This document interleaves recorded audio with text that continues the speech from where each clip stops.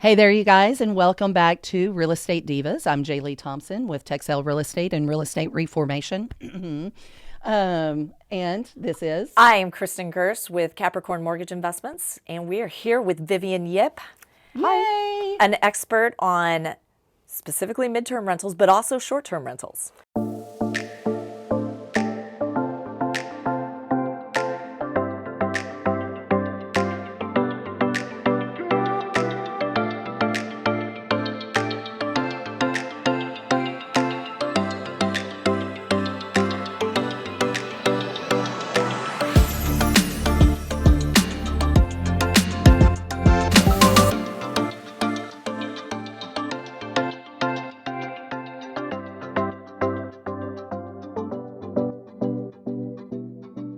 I don't call myself an expert in short-term rentals, but I know a little bit about short-term rentals. But you've been doing it. Yeah. I've been doing it.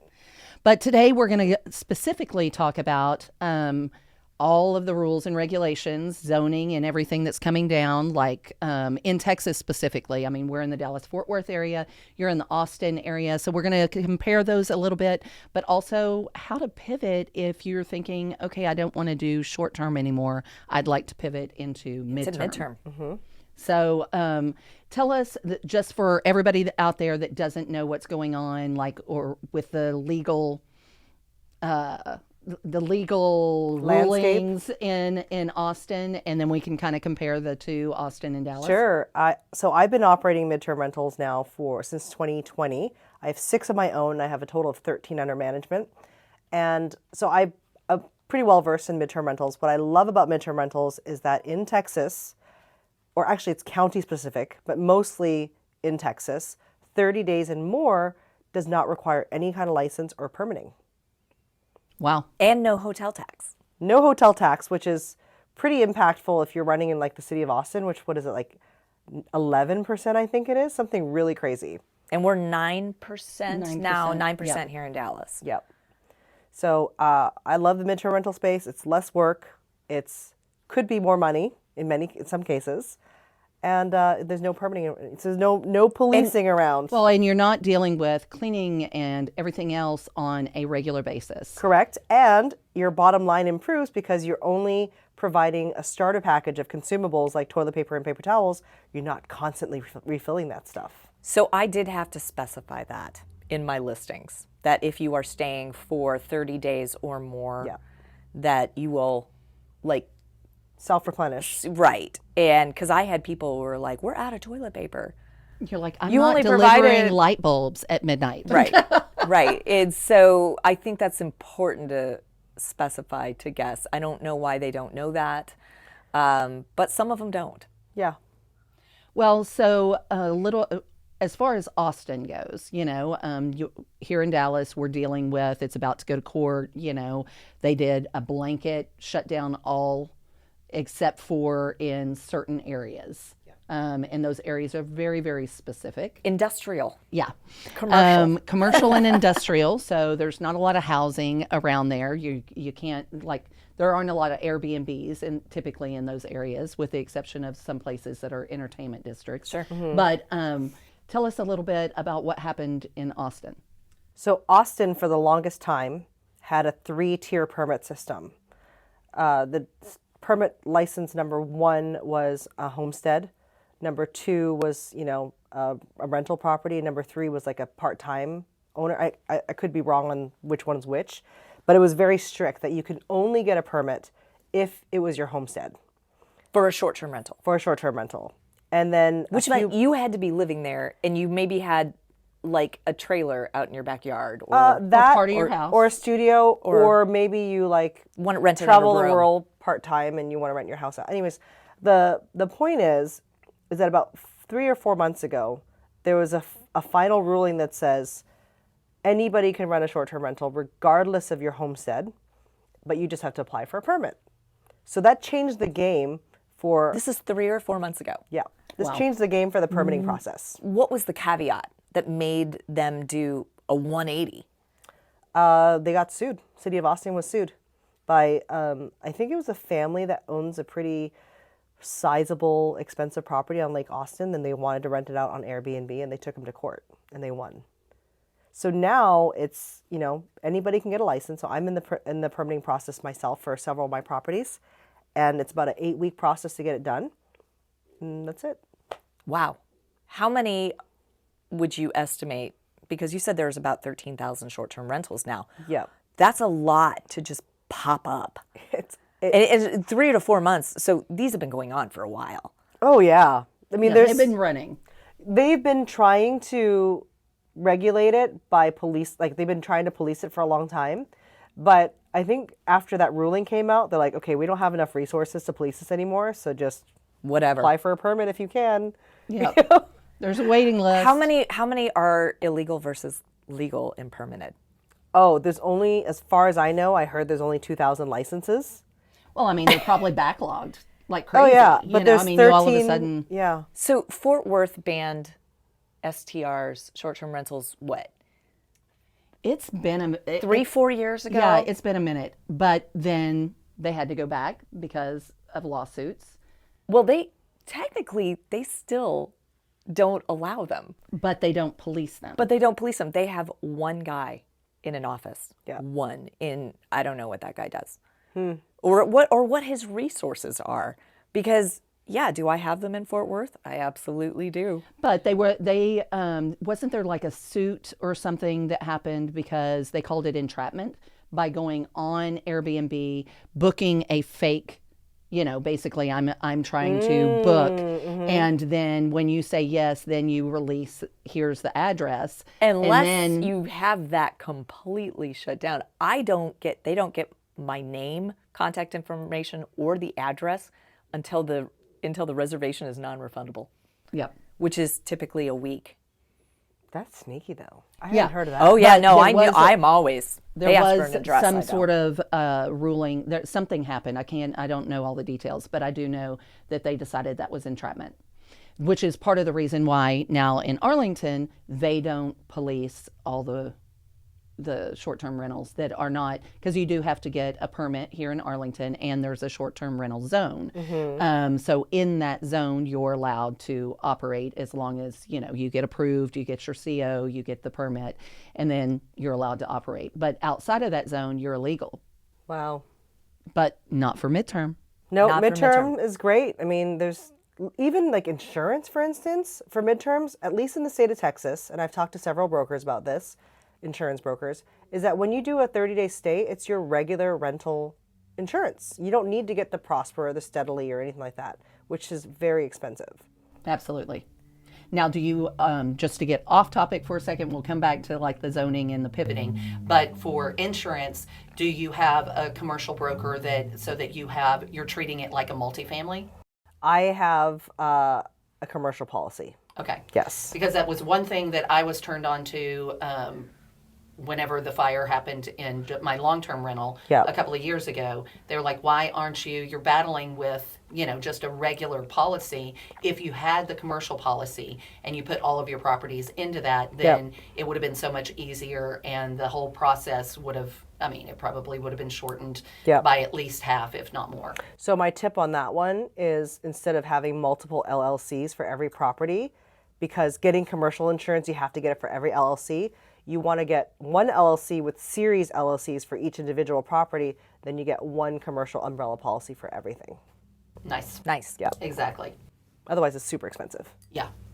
So then, as far as Dallas is concerned, Dallas is coming. What's the court date? Do you know? It's like in 15 days. In 15 days, yeah, because December 16th is when they are saying that they are going to crack down, and they apparently have invested in like $10 million software that's going to help them Crack down. And all I have to say is good luck, because if you got your listing, you'd never see the front of any of my houses in my listings. Although I never did that for city purposes. I did that for security purposes. And I just didn't want people going, oh, that's an Airbnb. I'm going to go find that house and I'm going to go break in and rob it. I see all the stuff. TVs and everything that's in it. You see exactly what's in it and go, oh, yeah, I want that stuff. And so they go and they just ransack. Because there are stories of Airbnbs getting... Yeah, don't put it past them. getting But robbed. So as far as Dallas, so Dallas did a complete ban, except for industrial areas, and then now it's coming up to trial because there's a suit and everything like that. So there's different, Airbnb coalitions that have gotten together. They're going to court in hopes that, to overturn it or something. So the loss that they are taking in hotel taxes is obscene. Yeah. With just the 4 that I took offline. Yep. It's millions of But dollars. it's Texas. Business is going to win, right? I feel like It is. I feel like just the people who went ahead and went this direction. Obviously, there's neighborhood coalitions that got together. They showed up in droves. And one of the things that I said back then, whenever it happened and they overturned, was that the problem with all the investors that have these properties, there's bad characters in every footprint of business, but these people, we're independent. We're out there kind of lone rangers doing our own thing. We don't gather together and build these coalitions because we're out getting our next property. Yep. And that's what we're missing, I think. I think we need more groups to where you come together and you can influence policy based on your business strategy. And that's where, as investors, we're missing the boat. Actually, there's an investor. Her name is V. Lee. Yep. And she's doing that coalition for helping Airbnb investors lobby the government in pursuit of more relaxed policies. Yes. Yeah. And I think that, we need more people like that. Yes.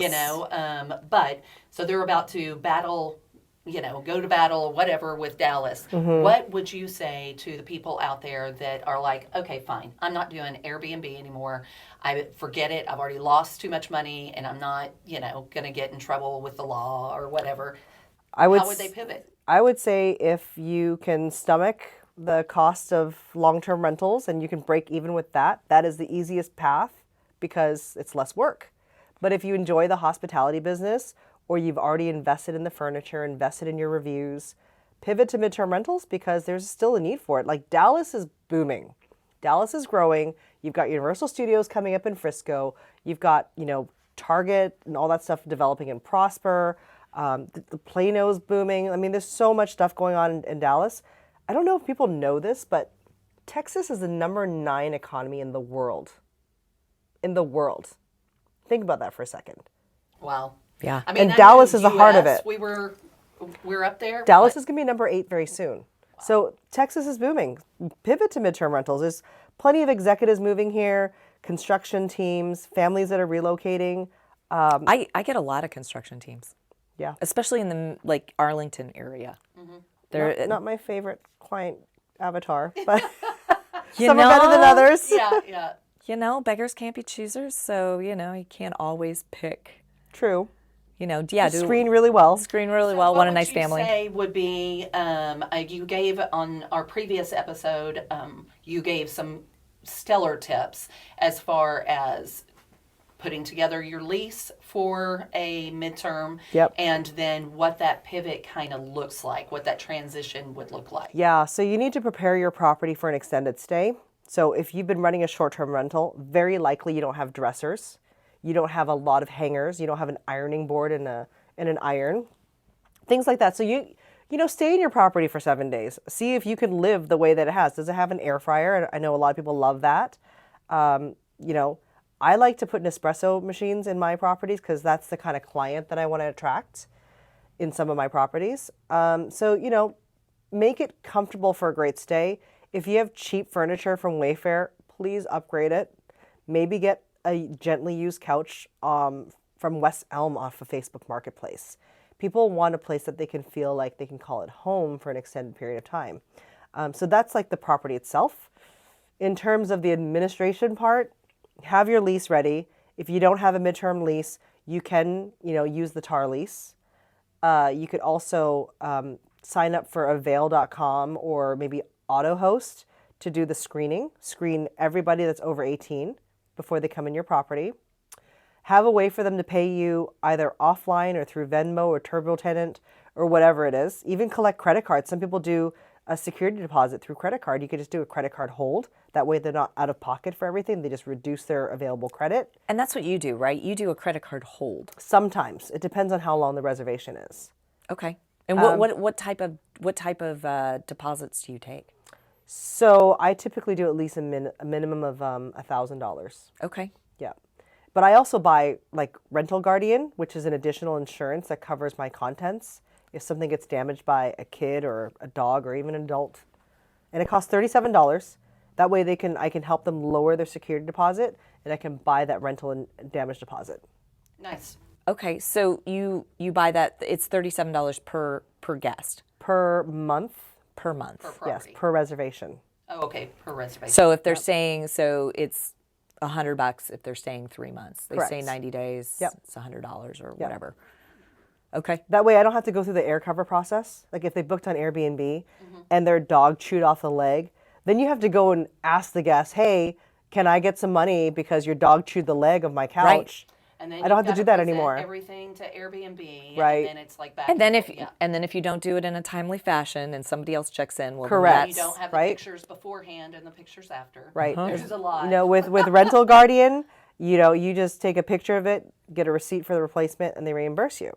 Really? Yes. Nice. And have you done that? I haven't, but I'm part of a group that uses the same property management system as I am, and they said that it's seamless. Really? And Rental Guardian, like I've compared Rental Guardian with VRBO, so two of the largest rental damage insurance companies, and VRBO does not cover bed bugs, but Rental Guardian does. Nice. So I don't know if you know what's happening in this world right now. Like the Apparently Paris it's gross. fashion show had that bed bug problem. Now it's gone to Hong Kong. It's gone to South Korea. Ew. And this just happened in the last 2 weeks. So Because like, it's spreading in everybody's luggage. it's spreading. So Yeah. Well, this I is mean, some- it's extremely invasive, and it So, does. yeah.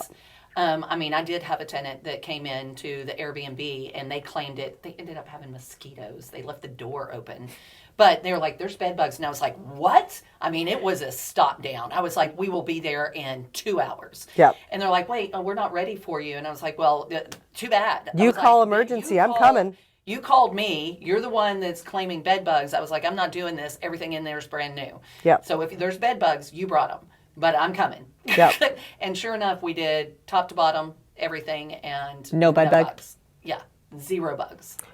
So I watched, this is terrifying. I love guests like that. This is terrifying. I watched a TikTok recently where this Asian woman, her face was like completely welted and stuff like that. And she said that she was staying in an Airbnb.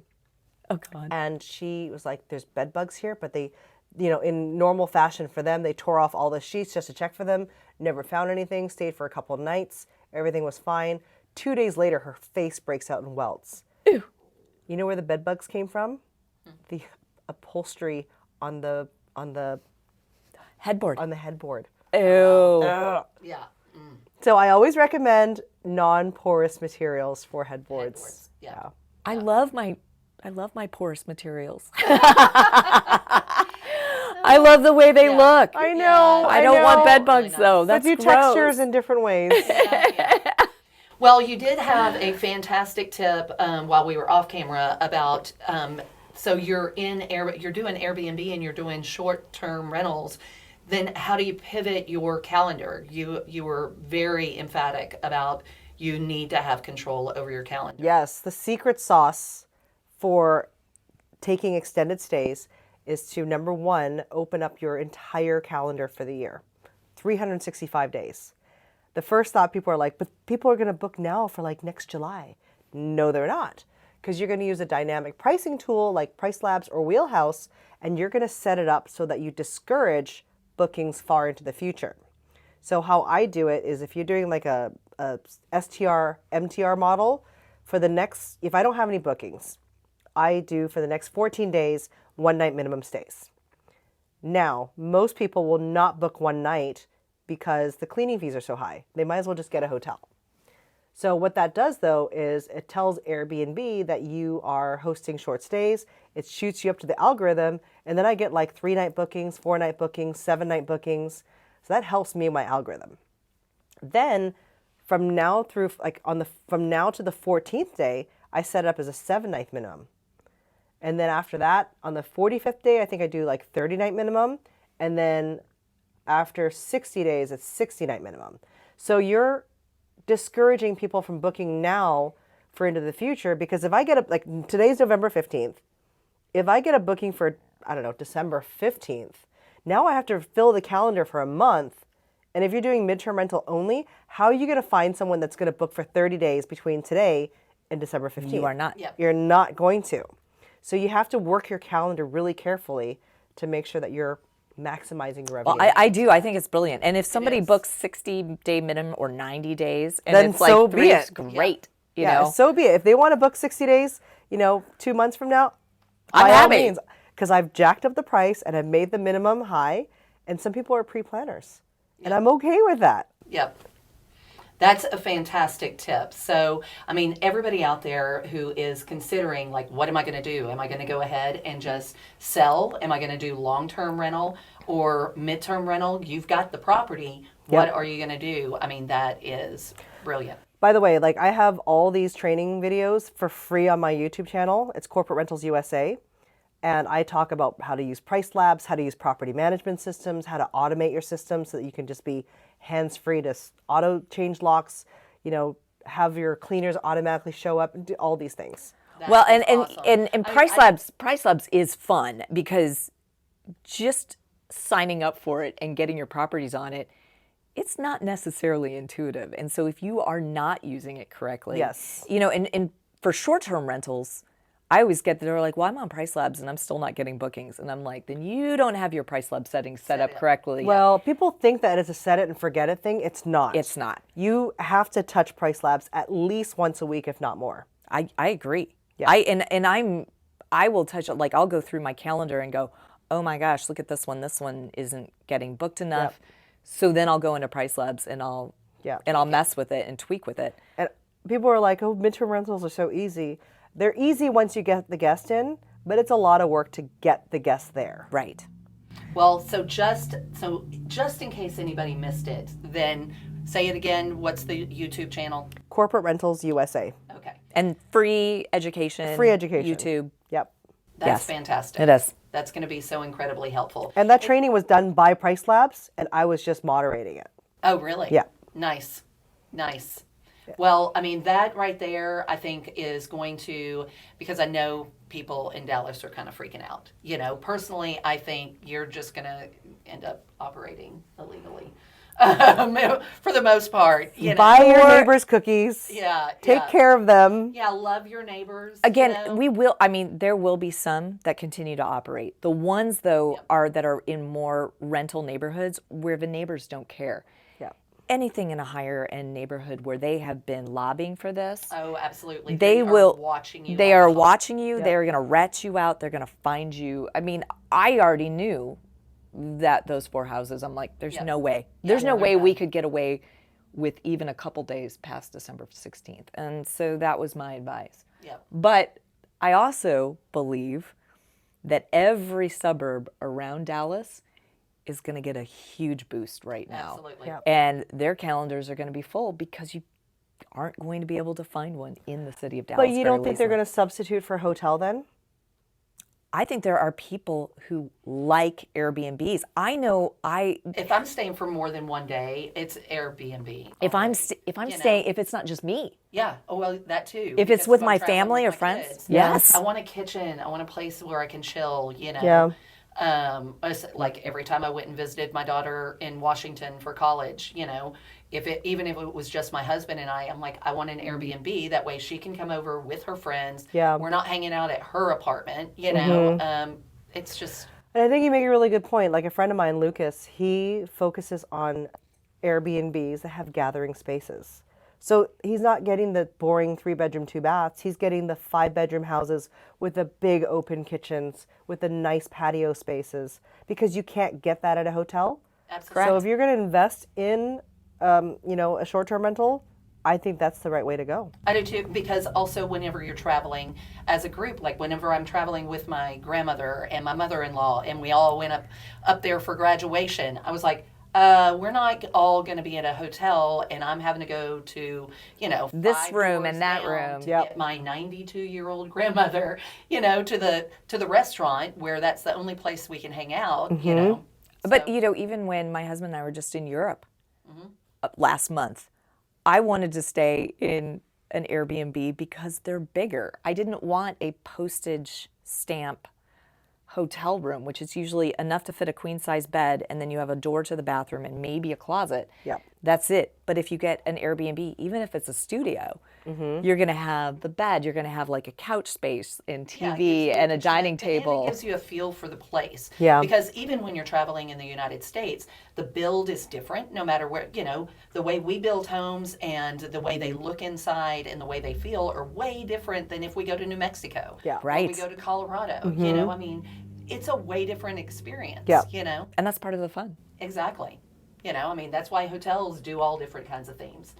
So, well, thank you so much for sharing all this information. You're welcome. Thanks for having me here. Yeah. So much fun. Yeah. And so if you guys need to get a hold of Vivian. Feel free to join my Facebook group. It's called Midterm Rental Wealth with Vivian Yip. And you can follow me on TikTok, Instagram. It's Vivian Yip Official. And that's about it. Excellent. And I'm Kristen Gerst with Capricorn Mortgage Investments. Find me on Instagram and Facebook under Kristen Gerst or under Capricorn Mortgage. And send me your owner finance mortgage notes to buy. And I'm Jaylee Thompson with Texel Real Estate and Real Estate Reformation. You can find me on Facebook, TikTok, and Instagram, and Real Estate Divas. Be sure to follow, ask us questions, tell us what you want to hear, but definitely check us out on YouTube. Thanks for joining us.